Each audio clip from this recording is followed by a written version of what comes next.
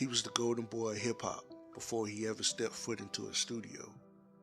Before platinum records, the glitz, and the moniker Diddy, he was Sean Combs, a student with big dreams at Howard University. But buried beneath the glow of his come-up are whispers. Whispers of violence, power, and fear. Now, as accusations mount against one of the most influential figures in music, a disturbing story from his college days resurfaces. One that may hold the blueprint of a legacy built on more than just talent. Howard University, an elite HBCU in Washington, D.C., was a cultural powerhouse and a breeding ground for future black excellence. In 1988, Sean Combs arrived on campus, full of energy, style, and ambition. He studied business, but lived for the party scene, organizing events that soon became legendary. Peers described him as electric, always moving, always plotting the next big thing, but the same intensity, according to some, had a darker side: aggression, control, a temper. By his second year, Combs was already reaching beyond Howard University, interning at Uptown Records in New York and forming connections that would change music forever. But beyond the dorm rooms, a much quieter, more sinister story was unfolding. Multiple former students, now in their 40s and 50s, have stepped forward, speaking anonymously, their voices distorted, their face blurred. The story they tell is chilling. Witnesses claim Sean Combs got into an explosive argument with his then girlfriend just outside one of Howard's dormitories. But the yelling wasn't the end. He reportedly took off his belt and began to whip her with it multiple times in front of other students. The assault, described as unprovoked and vicious, left witnesses shaken. Yet no one repeated it, no police were called, and within days, it was as if nothing happened.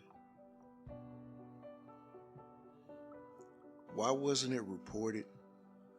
According to several alumni, the answer was fear of retaliation, of not being believed, of destroying a promising future.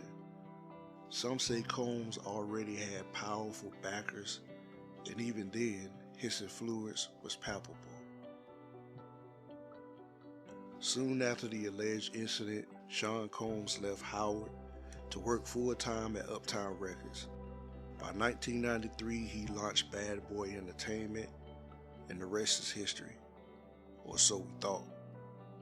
Over the years, Combs returned to Howard as a proud alumni, even donating $1 million in 2022, but he never graduated. And he's never publicly mentioned the alleged assault, not once. But can a man claim pride in his past while ignoring his darkest chapter? Fast forward to today, decades after Howard, new allegations against Combs have emerged. Stories of manipulation, violence, sexual coercion. One woman claiming that he blew up her car. Another said he raped her at gunpoint. Suddenly, that incident outside the dorm in 1990 doesn't look isolated. It looks like the beginning. Was Howard University the first place where power went unchecked? Where violence met no consequences? For many, this story is about more than Sean Combs. It's about a culture that has failed to protect black women while uplifting black men who harmed them.